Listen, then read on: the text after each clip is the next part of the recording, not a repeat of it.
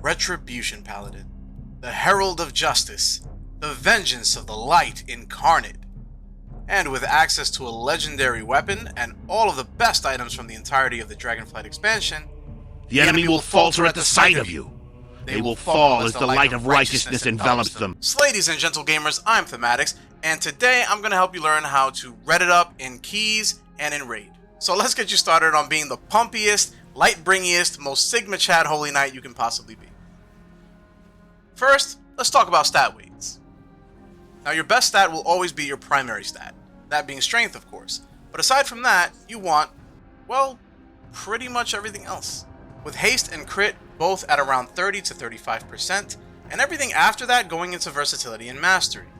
You want to prioritize versatility over mastery up until you hit around 26%, because the versatility file will provide you with approximately 4%, giving you a grand total of 30%. And with the druid buff, you'd get another 3%, bringing you up to 33%. Now after that, verse will start to lose some of its value, giving you diminishing returns. So you'll want to start putting more into your mastery. For all intents and purposes, these two have fundamentally the same stat values for damage output. However, versatility also affects things like the damage of your legendary weapon, as well as the damage of Augury of the Primal Flame and the Elementium Pocket Anvil. Important to note, haste has a similar soft wall of diminishing returns, at around 35% for Retribution Paladin specifically.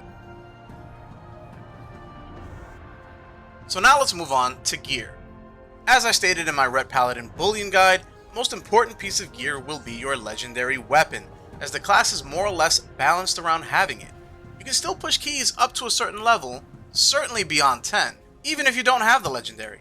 However, it does do around 7 to 9% of your overall damage on average. So that's going to be about 42 to 60 million damage, or 30 to 45k DPS. Now, the second piece of gear that is more or less mandatory, in my opinion at least, is the Augury of the Primal Flame, for both dungeons and raid. The damage output of this trinket generally varies between about 4.5 to 6% of my overall in dungeons, and 5 to 8% of my overall in raids. The other trinkets that are absolute musts to pick up are the Elementium Pocket Anvil for raids, and either Neltharion's Call to Chaos or Ashes of the Ember Soul for dungeons. It is worthy to note here that the Pocket Anvil can be great in dungeons as well, if you are able to keep it up for a good portion of the time. And Neltharion's Call to Chaos can be good in raid, as during single target encounters, it can proc off of things like the Consecrated Blade talent, which causes your Blade of Justice to also drop Consecration under the primary target, and Empyrean Legacy in pure single target, which causes your Final Verdict to also proc Divine Storm once every 20 seconds. Now, it should go without saying that you do need your 4-piece tier set, and I actually recommend going with Helm, Shoulders, Chest, and Gloves. This will open you up to being able to use the Frostfire Leg Guards of Preparation in Mythic Plus dungeons. The second embellishment I recommend getting this tier is the Blue Silken Lining. Now this will provide you with over a 1000 point mastery bonus when applied at max item level, as long as you stay above 90% health most of the time. Now that's about 6% more holy damage, and you can use 2 of them, so in place of the Frostfire Leg Guards for raids, I would swap to Primal Molten Leg Plates with a second Blue Silken Lining embellishment, as these two would be interchangeable depending on the content you're doing. Just try to avoid taking unnecessary damage to avoid consistently losing this buff.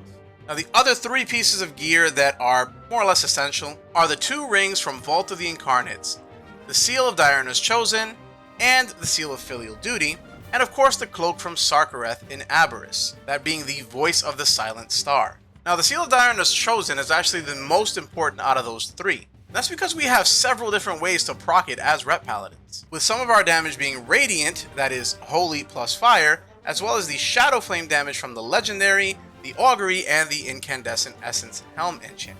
Now wrists, boots, belt, and neck items are all optional and can be swapped out depending on your current stat weights. One of those of course should be the piece that you have the second embellishment on. And you know, if you're unsure about something, feel free to submit. Now I'll quickly touch on the topic of gems, enchants, and consumables before moving on to rotation and openers. For enchants, Incandescent Essence on the Helm, Graceful Avoidance on the Cloak, Waking Stats on Chest, Devotion of Avoidance on Wrists, Shadow Belt Clasp on Belt, Fierce Armor Kit on legs, Watcher's Loam on boots, and the ring enchants are pretty much interchangeable depending on what you need more or less of. Gems are generally also interchangeable according to what stats you need, but I personally like to use the Zen Malachite, which grants you 70 versatility and 33 mastery. It's effectively like putting 103 points towards your base damage output rather than 88. Just a bit of min-maxing on my part, really. Now, consumables are also pretty straightforward. Use Phial of Tepid Versatility. For food, use Grand Banquet of the Kaluak, or Deviously Deviled Eggs. For weapon, you can use pretty much whatever you prefer. I mean, you can use the Whetstone if you like. I personally like the Hissing Rune, which gives more mastery. Use the Draconic Augment Rune or the permanent Dreambound Augment Rune that you can get from the Dreambound Warden's Reputation. And for combat potions, use Elemental Potion of Ultimate Power for burst damage, and Dreamwalker's Healing Potion for on-demand self-healing without sacrificing Holy Power. Now remember, these two do not share a cooldown, so you don't have to worry about that. Now let's move on to the rotation. Now, before most pulls, you do want to use Shield of Vengeance as you're running in before you start your rotation, just because when it pops, it gives you that extra burst of damage, but there are going to be times where you want to save it, so that's not always going to be a thing. It depends on what you're doing. Now, in Mythic Plus, your opener should be Blade of Justice, then Judgment, then pop Avenging Wrath, and Final Reckoning. Now, there is a useful macro for putting those two together, just to save time, and I'll leave that down in the comments below. But by this point, you should have gotten 1 Holy Power extra from your Crusading Strikes, which will give you the necessary amount to use your first Holy Power Spender. Yes, we are using the 4 Holy Power requirement talent for using Holy Power Spenders. So you would use Divine Storm for AoE and Final Verdict for a single target. After that, you want to use Wake of Ashes, followed by Hammer of Wrath or Blade of Justice, depending on whether it's AoE or single target, and then another Holy Power Spender. After this, you'll want to use Divine Toll, followed by another Holy Power Spender if it's AoE, or, since you might not have enough Holy Power at this point on single target, use Hammer of Wrath to gain another before using that Final Verdict. Now, you'll always want to use Wake of Ashes before Divine Toll, assuming it's available, because you want to get that Truth's Wake talent dot rolling on all of the targets. In AoE, you'll want to prioritize Blade of Justice over Hammer of Wrath for Holy Power generation, and no matter what, you want to squeeze a Judgment in before as many spenders as you can because of our current tier set bonus. On single target, however, you'll want to prioritize Hammer of Wrath over Blade of Justice since it is a guaranteed crit with our Vengeful Wrath talent. As long as your Expurgation dot isn't about to fall off, of course. Make sure you try to keep that Expurgation dot up full time, as it is pretty much the bread and butter of our tier set. Now, for your single target raid boss opening, you're pretty much going to use the same exact sequence, except you're going to replace the Final Reckoning with Execution Sentence. Execution Sentence combines perfectly with our Big Burst and our Mini Burst windows, as you can and should use it before every single Wake of Ashes and right after you pop Avenging Wrath. There are very few circumstances in which you might save Divine Toll on raid boss pulls. These include such fights as Igira within Amir Drasil, as you will get far more damage out of it if you save it for the chains phase of that fight, and it will help you kill the chains faster. Now, before I move on to the next segment, I want to note something very, very important for Mythic Dungeon pulls specifically. You should wait until your tank gathers all the adds before you start opening on them with your abilities. You can simply auto-attack with your Crusading Strikes while the tank gathers, and the reason for this is I see so many Ret Paladins losing out on significant amounts of Consecration damage because they open with Blade of Justice too early. And remember, our Blade of Justice will drop Consecration, and then the tank just keeps pulling, so they get near 0 damage out of that first Consecration in the opening. Now, this may seem negligible, but considering the Consecration can be up to 3.525% of our overall damage, you should really take this into consideration. Not only that, but if you start going crazy on adds and popping cooldowns before the tank has them gathered, you could rip threat off of the tank, and one of those adds may turn around and just, punch you in the face, sending you on a one-way trip back to Bastion. And after they lose threat, they may not even want to try to get it back, because trust me, there are plenty of tanks out there who are A-okay with letting you get crossed right off the census for blowing your load too early. I would know, because I'm one of them.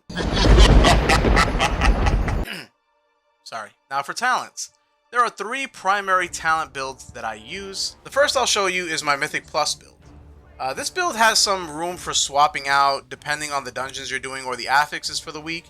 Drop a point in Fist of Justice for Cleanse Toxins if that week's affix is afflicted, or if you're doing a dungeon like Brackenhide Hollow, which has poisons and diseases that are able to be dispelled, as this will greatly help your team to survive. If that week's affix happens to be incorporeal, you can keep the 2 points in Fist of Justice and drop Healing Hands for Turn Evil. If you are doing a dungeon that requires a disease or poison dispel on incorporeal week, then take both points out of Fist of Justice and place one into Turn Evil and the other into Cleanse Toxins. Now, the second build I'm going to show you is the Raid, and this is pure single target build. Now, this build sees us taking points from the right side of the spec tree and moving them over to the left for better single target damage output. You will also swap Blade of Vengeance for Empyrean Legacy and Tempest of the Lightbringer for Inquisitor's Ire to get juicy Divine Storm procs off of your final verdict once every 20 seconds. I also take Vanguard's Momentum for more Hammer of Wraths on single target, and Heart of the Crusader for stronger crusading strikes, but you can also choose to take Rush of Light if you desire, instead of one of those two. Now, the third baseline build I use is generally reserved for boss fights like Razagath or for Rock, where you will have fairly significant ad phases. I simply take the points out of Tempest of the Lightbringer and Vanguard's Momentum and place them into Blessed Champion, so that our Judgments and Crusading Strikes will hit up to 5 targets. And I replace Empyrean Legacy with Blade of Vengeance so that our Blade of Justice also becomes AoE.